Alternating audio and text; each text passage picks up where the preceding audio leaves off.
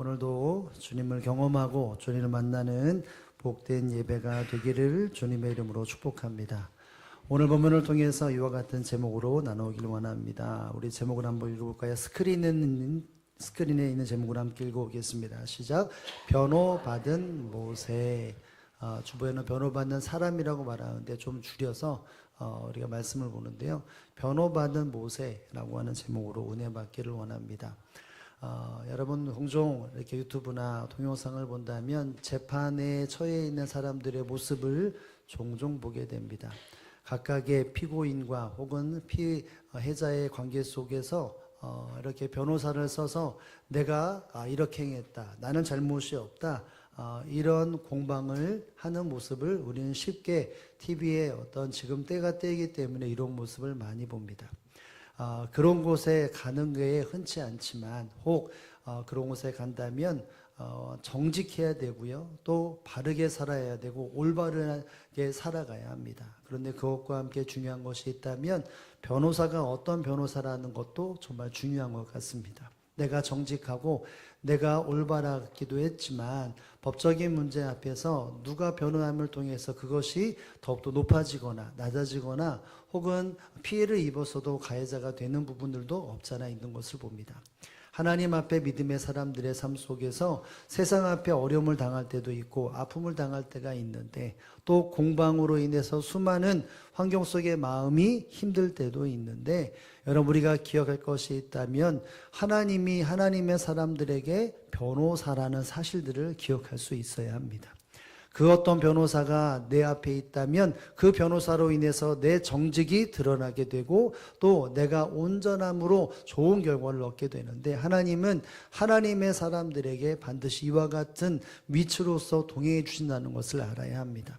오늘 본문에도 보면 어떻게 보면 하나님의 뜻 안에 살아갔던 사람들인데 그 안에서 서로 간에 어떤 이견이 생기므로 서로 간의 비방 혹은 이런 누가 옳으냐, 너는 잘못됐다, 이렇게 서로 분쟁이 일어나는 모습을 보게 됩니다. 우리가 읽지 않았지만 민수기 12장은 미리암과 아론과 또 모세와 관계 속에서 서로 간에 누가 옳으냐, 너는 왜 그렇게 행하느냐라고 하는 일이 다툼이 벌어지게 되는 것을 봅니다. 우리 한번 1절의 말씀을 다 함께 한번 읽어보겠습니다. 시작. 모세가 구스 여자를 취하였더니 그 구스 여자를 취하였으므로 미리암과 아론이 모세를 비방하니라. 아멘.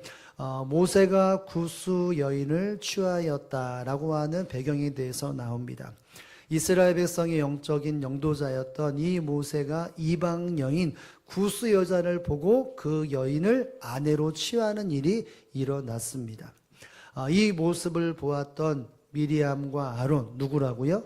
미리암과 아론이 이 모세에게 이야기를 말합니다. 왜 구스 여자를 친하여 왜 아내로 삼았느냐? 이방 여인을 취하여 왜 이렇게 취하였느냐, 아내를 삼았느냐 라고 이야기를 말합니다. 뒷부분에 보면 미리암과 아론이 모세를 어떻게 했다고 말합니까? 비방했다. 여러분이 비방했다라는 말은 비웃고 헐뜯었다라고 말합니다. 너는 왜 그렇게 했냐 라고 헐뜯는 것이죠. 타박 주고 그것이 잘못되었다라고 비방을 합니다.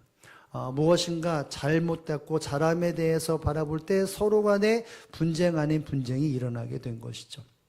여러분, 하나님이 세우신 지도자, 그렇지 않은 위치도 있지만 여러분 모세와 미리암과 이 아론은 어떤 관계일까요? 가족입니다. 같은 형제입니다. 세 사람이 성경에 보면 다른 애들도 있지만 지금 우리가 보고 있는 이 세 사람의 어떠면 남매지간인데 이 세 사람 중에 두 명이 뭉쳐서 이 모세를 헌담합니다. 야, 너 왜 그랬느냐? 라고 말을 합니다. 여러분 우리가 아는 것처럼 모세는 약 한 몇십 년 동안 부모를 떠나서 가족과 떠나서 삶을 살다가 어느 순간 가족을 제외하고 한 가정으로서의, 물론 이스라엘을 이끌어가는 지도자와 그 모습한 가족의 모습으로 있지만 그 모습 속에 두 형제가 한 형제를 타박합니다. 너는 왜 그랬느냐? 라고 타박을 합니다. 이 모습 속에 모세는 그 어떤 말로 대답하는지는 성경에 분명히 나와 있지 않습니다. 나는 잘못이 없다. 아니야, 너는 잘못이 있어. 너는 이것을 절대 잘한 것이 아니야. 이런 공방들이 있었던 것이죠. 여러분 이와 같은 환경 속에서 오늘 본문에 보면 하나님이 등장을 해서 세 사람을 부릅니다. 야 너희들이 이리 와. 너희들 다 내 앞에 와 라고 하면서 이것이 어떤 상황이고 누가 잘했는지 누가 잘못했는지를 하나님이 이 부분에 대해서 이야기를 말하고 있습니다. 그런데 이 부분의 마지막 결론이 무엇이냐? 여러분 우리가 한번 9절과 10절의 말씀에 보면 이렇게 나오는데 함께 한번 읽어봅니다. 시작. 여호와께서 그들을 향하여 진노하시고 떠나시매 구름이 장막 위에서 떠나갔고 미리암은 나병에 걸려 눈과 같더라. 아론이 미리암을 본즉 나병에 걸렸는지라. 아멘. 여호와께서 그들을 향하여 진노하시고 떠나셨다. 세 명을 불러놓고 하나님의 화가 임하여 진노가 그들에게 임했다는 것이죠. 그래서 어떻게 됩니까? 하나님이 떠나셨다라고 말합니다. 여러분 10절에 보면 구름이 장막 위에서 떠났다. 하나님이 떠남과 함께 구름이 장막 위에서 떠났다라고 말합니다. 여기서의 장막은 이스라엘 진영에 구름 기둥이 있으므로 낮에 그 따사로운 그리고 살인적인 그 햇볕을 가로막고 또 밤에는 이 단기 속에서 불기둥으로 지켜주는데 그것이 떠나갔다라고 말합니다. 이것은 진노입니다. 하나님이 하나님의 이 백성들이 모세와 아론과 미리암에 대해서 진노를 품으셨는데 그 진노가 누구에게 집중이 될까요? 여러분 뒷부분에 보면 이렇게 말합니다. 미리암은 나병에 걸려 눈과 같더라. 여러분 미리암이 뭐에 걸렸어요? 나병. 나병이 뭔가요? 문둥병이죠. 피부가 이렇게 하얘지는 문둥병에 걸리게 됩니다. 모세를 비방했던 너는 잘못했어라고 말했던 이 미리암이 그 피부가 문둥병에 걸립니다. 이게 끝인가요? 아니죠. 그것을 바라보았던 아론이 미리암을 본즉 그 사람도 역시 뭐에 걸렸습니까? 나병에 걸렸습니다. 하나님이 왜 이렇게 했을까요? 여러분 이 둘과의 진영 속에서 무엇인가 잘했다, 잘못했다라고 하는 이야기를 말할 때 하나님이 이 두 사람을 징계하심으로 누가 옳았고 누가 온전했다라고 말할까요? 모세가 온전했고 모세가 올바랐다라고 이야기를 해주고 있는 것입니다. 결국 하나님은 이 두 사람 앞에 오늘 본문은 이 사람은 이런 사람이고 이러한 삶을 살았다라는 말과 함께 판결을 딱 때리시는 것입니다. 두 사람은 진노를 받은 것이죠. 물론 그 뒤에 보면 회복되는 시간도 임하게 됩니다. 여러분 이런저런 말한다면 하나님은 모세의 변호사가 되어주셨고 또 판사가 되어주셨습니다. 이 사람은 잘못이 없어. 그렇게 말하는 너희가 잘못이야. 이렇게 하나님이 모세의 변호를 감당하셨고 모세를 보호해 주셨습니다. 여러분 과연 모세가 어떤 삶을 살았기 때문에 하나님이 그를 변호해 주셨고 그를 보호하시고 그에게 비방했던 사람들을 엄벌을 처하게 하셨을까요? 우리가 이것을 기억하면서 오늘 은혜를 누리기를 원하는데 하나님이 어떤 사람에게 변호사가 되시고 보호해 주시겠습니까? 우리의 모세의 삶을 보면서 우리도 하나님이 나를 보호해 주신다면 얼마나 큰 힘이 되겠습니까? 우리의 삶 속에서 잘잘못이라고 하는 것이 얼마나 많습니까? 가정에서, 직장에서, 학교에서 나의 삶 속에 수많은 사람의 다툼은 결코 옳으냐 그렇지 않냐라의 다툼인데 우리가 이 모세처럼 살아간다면 하나님은 나에게 변호사가 되시고 보호자가 된다는 것을 기억하며 이 말씀을 마음에 새기기를 원하는데요. 여러분 첫 번째 모세의 삶은 어떤 삶이었을까요? 첫 번째는 이것입니다. 함께 읽어봅니다. 충성스러운 종. 여러분 모세는 충성을 다하는 하나님의 종이었습니다. 우리 한번 7절의 말씀을 다 읽어봅니다. 7절입니다. 시작. 내 종 모세와는 그렇지 아니하니 그는 내 온 집에 충성함이니라. 아멘. 하나님이 이 모세와 함께 하셨고 그 모습 속의 요소를 보호할 때 사람들에게 말을 합니다. 미리암과 아론에게 불러서 야, 이 모세는 내 온 집에 충성을 하는 사람이었다라고 말을 합니다. 하나님과 하나님께서 이루시는 그 나라, 하나님의 통치가 이루어지는 그 나라에 이 사람은 충성스러운 사람이었다라고 말을 합니다. 어디서 무엇을 하든지 이 모세는 하나님과 하나님의 집, 하나님의 마음을 가지고 그 집을 위하여 집에 있는 그 사람들과 또 하나님의 택한 백성들을 위해서 충성을 다하는 사람이었다라고 말을 합니다. 여러분 이 말이 무엇이겠습니까? 모세는 자기 유익과 만족보다 하나님의 유익과 하나님의 백성의 유익과 덕을 세우는 것에 대하여 그는 날마다 마음의 중심을 세워서 하나님 앞에 충성을 다하고 하나님의 마음으로 사람을 돌보는 하나님 앞에 충성스러운 일꾼으로서의 삶을 살았던 것을 우리는 기억할 수 있어야 합니다. 여러분 모세는 자기의 유익과 만족을 위해 사는 것보다 하나님이 기뻐하시는 일 그리고 그 일들에 대해 사람을 세우는 일에 헌신하며 삶을 충성하며 삶을 살았습니다. 여러분 우리가 아는 것처럼 여러분 모세가 어떤 삶을 살았습니까? 하나님 앞에 징계받고 또 저주받아야 할 이스라엘 백성들이 그 위치에 이르렀을 때는 이 모세는 하나님 편에서 하나님 이 사람들 하나님의 택한 백성들입니다. 이 사람들을 징계한다는 것은 하나님의 그 넓은 나량 속에서 이들을 잘못하고 있는 부분일 수 있으니 하나님 이들을 용서해 주시고 이들을 돌봐달라고 언제 어디서나 백성들을 위하는 삶을 살았습니다. 그리고 하나님의 뜻이라면 어느 자리든지 그의 말을 대변하는 조의 삶을 살았던 것이죠.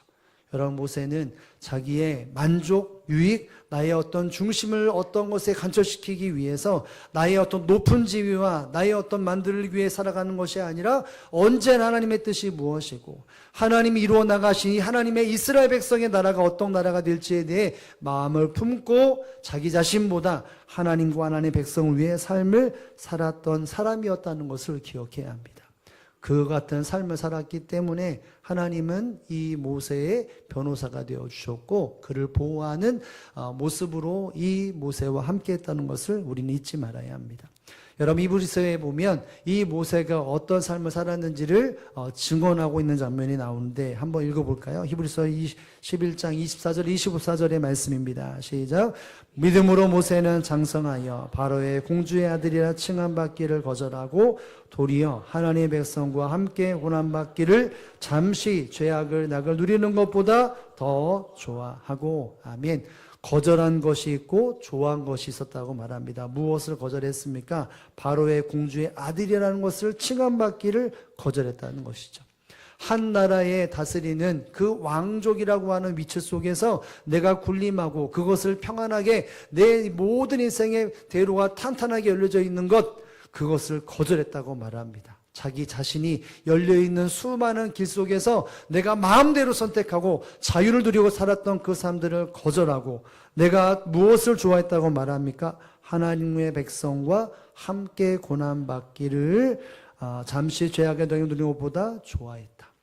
하나님의 백성과 함께 고난받기를 이게 뭘까요? 하나님의 뜻에 의해 삶을 살아가는 것을 좋아했다고 말을 합니다. 여러분 이 말을 기억하면 어떤 것이 생각이 나지 않습니까?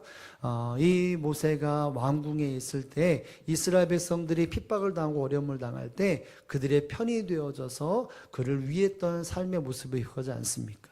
여러분 그렇게 행했던 것은 결국은 여기 나와 있는 것처럼 공주의 아들이라는 것을 거절하고 이스라엘 백성들의 고통 가운데 있는 것을 고난과 함께 고난받기를 원했고 그것을 선택했던 것이 이 모세의 모습이었다는 것이죠. 여러분 결국 모세는 자기의 만족과 유익보다 하나님의 유익과 하나님의 뜻을 가지고 사람을 위하는 삶을 살았다는 것을 말합니다. 자기의 영광이 아니라 하나님의 영광을 위해 삶을 살았더니 하나님이 책임져 주시고 모든 분쟁 속에서 그의 손을 잡아 승리자로 만들으셨다는 것을 기억할 수 있어야 합니다. 사랑하는 성도 여러분, 하나님의 사람은 늘 하나님을 위하고 하나님의 나라와 백성을 위해 충성하는 삶을 살아가야 합니다. 그것이 때로는 힘들 수 있고 어려울 수 있고 남에게 지탄받을 수 있고 비방받을 수도 있습니다. 여러분 그러나 그와 같은 환경 속에서 하나님은 뒷짐을 주고 계시는 것이 아니라 적극적으로 우리의 그 성도들의 삶을 책임지시고 변호하신다는 사실을 이 말씀을 통해 기억할 수 있기를 주님의 이름으로 축복을 드립니다. 여러분 우리가 아는 것처럼 여러분 솔로몬이라고 하는 사람은 지혜의 왕으로서 이스라엘 백성들에게 온전함을 행했던 왕이었던 것을 기억합니다. 그에게 수많은 사람들이 칭찬을 하고 외국에 있었던 이방 사람도 찾아와서 당신의 지혜에 대해서 바라보고 칭찬했던 모습들을 우리는 성경에 봅니다. 여러분 그는 모든 것을 다 누렸던 왕입니다. 어떻게 그런 삶을 살아갈 수 있을까요? 하나님이 왜 그를 그와 같은 자리에 허락하시고 만들어 주셨겠습니까? 그것은 한 가지의 이유이죠. 그것이 무엇이었습니까? 하나님이 솔로몬에게 내가 무엇을 원하느냐, 내 소원이야 무냐라고 말을 할 때 솔로몬이 뭐라고 말했죠? 왕이 되고 나서 어느 시점에 그 초반에 하나님이 너가 원하는 것이 무엇이냐라고 물어봤는데 솔로몬이 뭐라고 말을 합니까? 하나님, 내가 지금 왕이 되기 직전에 나의 어떤 형제가 나를 해하고 그 자리를 차지하려고 했는데 거기에 있어 동참했던 신하들이 있고 백성들이 많이 있는데 그 백성들을 다 제거해 주십시오. 그래야 내 왕권이 그들에게 서나갈 수 있고 또 나에게 잘 갖추어져 있는 사람들, 지력도 있고 능력된 사람들 다 붙여주십시오. 이 왕권이 잘 나갈 수 있도록 도와달라고 이런 소원을 빌지 않았죠. 어떤 소원을 빌었습니까? 지혜를 구했죠. 그 지혜가 어떤 지혜일까요? 여러분 열왕기상 3장 9절에 보면 이와 같은 소원을 빕니다. 다 아실 텐데 함께 읽어보겠습니다. 시작. 누가 주의 이 많은 백성을 재판할 수 있사오리까? 듣는 마음을 종에게 주사 주의 백성을 재판하여 선악을 분별하게 하옵소서. 아멘. 주의 이 많은 백성을 재판할 수 있사오리까? 나는 이 많은 백성의 잘잘못에 대한 재판할 수 있는 능력이 없습니다. 그렇기 때문에 하나님 나에게 듣는 마음을 주셔서 주의 백성을 재판하여 선악을 분별하게 하옵소서. 백성들이 수많은 일을 손해보지 아니하고 아픔 겪지 아니하고 공의와 정직이 이 백성들 가운데 편안히 살도록 하나님 나에게 지혜를 주옵소서. 이런 고백을 하게 됩니다. 여러분 결국 이와 같은 소원을 품었던 솔로몬에게 하나님은 지혜를 주십니다. 지혜만 주셨습니까? 부도 주시고 명예 주시고 모든 것을 다 허락해 주셨습니다. 어떤 환경에서도 하나님은 솔로몬의 손을 들어주셨죠. 그것이 무엇입니까? 무엇 때문이었을까요? 이 솔로몬은 하나님 앞에 충성을 다했고 하나님의 백성들을 위해 충성하는 모습으로 삶을 살았기 때문에 하나님이 그의 삶을 책임져 주셨다는 것을 기억할 수 있어야 합니다. 여러분 결국 이 땅의 삶을 살아갈 때 내가 내 인생을 책임지는 것과 하나님의 내 인생을 책임지는 것은 무엇에 달려 있겠습니까? 내가 하나님 앞에 충성을 다하는 삶을 살아가느냐, 내가 내 마음대로 살아가느냐, 거기에 기준이 달려 있는 것입니다. 하나님의 사람들은 늘 하나님 앞에 충성을 다하여 하나님이 책임져 주시는 삶을 살아가는 것이죠. 예수님도 어떤 삶을 사셨습니까? 이 땅에 왜 오셨습니까? 무엇을 행하셨습니까? 양으로 생명을 얻게 하고 그것을 더 풍성히 얻게 하기 위해 예수님이 오셨다라고 말을 합니다. 예수님이 오셨습니까? 하나님의 뜻에 따라서 하나님의 공의와 정직을 행하고 하나님의 뜻을 위해서 내 모든 삶을 불태웠던 분이 바로 예수님이십니다. 양의 생명이 풍성하기 위해 예수님은 모든 시간을 다 쏟아 부었기 때문에 하나님이 어떻게 하셨습니까? 모든 무릎을 예수님 앞에 꿇게 만드셨습니다. 이 예수님을 믿는 사람들은 어떠한 삶을 살아야 합니까? 결국은 하나님의 충성스러운 삶을 살아가는 것이 예수님을 믿고 본받는 자의 삶의 모습이었다는 것을 기억할 수 있어야 합니다. 사랑하는 성도 여러분, 저와 여러분 삶 속에 어떤 형편과 환경이 있든지라도 하나님 앞에 충성의 씨앗을 많이 뿌릴 수 있기를 주님의 이름으로 축복합니다. 내가 내 판단과 유익을 위해 살아가는 것보다 하나님의 만족과 유익과 영광을 위해 살아가는 그 삶의 씨앗들이 많이 뿌려야 하나님의 결정적인 순간에 우리의 손을 잡아 이끄신다는 사실을 하나님 앞에 늘 충성을 다하여 주의 나를 함께 하시고 나에게 은혜 주시는 삶을 살아가는 저와 여러분의 삶이 되어지기를 주님의 이름으로 축복을 드립니다.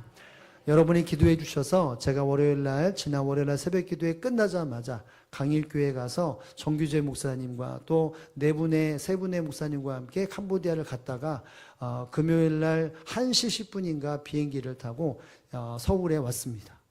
네, 거기는 한 10분 있죠. 한국 시간은 3시 한 10분이었던 것 같아요. 그래서 여기에 한 8시쯤에 떨어져서 돌아와서 청년부를 했는데 여러분 그 시간 속에서 어떤 한 선교사님 전복근이라고 하는 선교사님과 함께 그 시간을 가졌습니다. 그분은 CM님이라고 하는 캄보디아의 위쪽은 아래쪽은 푸놈펜이라고 유명한 데인데 그 위쪽에 보면 CM린이라는 곳이 있는데 거기서 사역을 하세요. 많은 사람들이 푸놈펜이라는 곳을 가는데 어떤 사람들은 이제 이 CM린도 가끔 가지만 그 모습 속에서 이 선교사님이 어떤 사명을 감당하느냐 그 이야기를 나누고 탐방을 했습니다. 그중에 트롤이라고 하는 마을을 가게 됐는데 거기는 어떤 데냐면 딱 우리 한국의 한 1960년대 70년대의 생활의 모습이에요. 아이들이 신발을 신는 데도 있고 그렇지 않은 데도 있고 아이의 손을 잡고 오는 아줌마들의 나이가 물어보니까 20살이래요. 20살부터 애들이 쭉 있는 거죠. 근데 거기 아이들이 참 많이 왔더라고요. 선교사님이 그냥 탐방하는 것 때문에 조금 오라고 했는데 사람들이 한 60, 70명이 왔어요.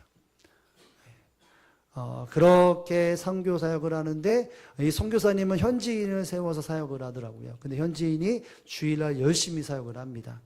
선교사님도 이 캄보디아 언어도 하는데 그 사역자를 세워서 매일 그 사람들을 돌보는 가운데 이 선교사가 이 현지 사역자가 뭐를 하면 선교 목장을 합니다.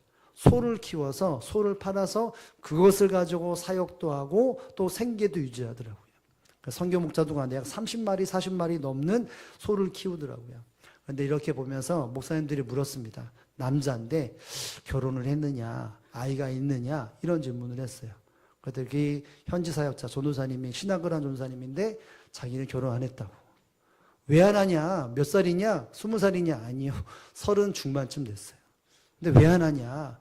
라고 말할 때 이유가 뭐냐면 내가 결혼을 하고 아내를 생각하고 자녀를 생각하면 이 생활에 집중하지 못하겠다는 거죠. 내가 여기에 쏟아부어야 되고 또 일주일 내내 이렇게 선교 목장 가서 소를 먹이고 또 치우고 이것을 다 해야 되는데 결혼을 하면 이걸 못하겠다는 거죠. 그러면서 환하게 웃으면서 나는 이곳에 가라고. 목사님들이 말하면 야 그래도 결혼해야 그래 안정적이지 결혼해라 결혼하는데 아예 전 안 한다고 안 한다고 말을 합니다. 왜 그러느냐? 내가 하나님의 일을 더 감당을 잘하기 위해서. 여러분 이 말은 충성한다면 다 결혼하지 마라 이 말이 아닙니다. 그 사람에게 주어진 환경 속에 나는 이 모습으로 이렇게 해야 충성을 다할 수 있다라는 마음이 들었죠. 물론 결혼한 사람도 많이 있습니다. 여러분 중요한 것이 무엇이냐면 그분은 사역자는 내가 하나님 앞에 충성을 다해야 한다는 거예요. 그래서 그 지역이 이렇게 조금씩 사람들이 몰려옵니다. 여러분 캄보디아가 청소년 아이들이 청소년의 비중의 80%래요. 예, 우리나라의 80% 비중은 아마 위쪽에 있는데 여기는 아래쪽에 있는 거예요. 다른 어떤 데보다 캄보디아가 이 젊은 세대들의 아이들에 대한 비중이 되게 큰데 되게 순수해요. 그 선교사님과 현지 사역자가 정말 아름답게 정말 최선을 다해 선교하는 모습을 보면서 마음에 담고 우리가 저는 같이 갔던 분 노예 어른들이기 때문에 노예적으로 또 개인적으로 우리 교회가 참 가면은 여기도 도움이 되고 참 은혜가 되리겠다 이런 마음으로 왔는데요.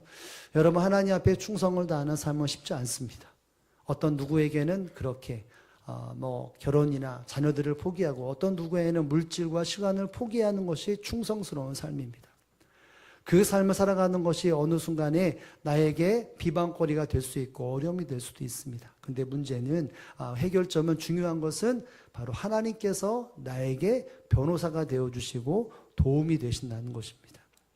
충성을 다하지 않는다면 그저 내가 내 스스로 변호해야 되고 내가 책임져야 합니다. 그러나 하나님 앞에 충성을 다한다면 결정적인 순간에 이 사람은 나의 나라의 일꾼이라 충성스러운 사람이라 라고 하면 적극적으로 보호하시고 그 상대에 대하여 엄히 말하며 보호하신 일들이 반드시 일어난다는 사실을 믿으시기를 주님의 이름으로 축복을 드립니다.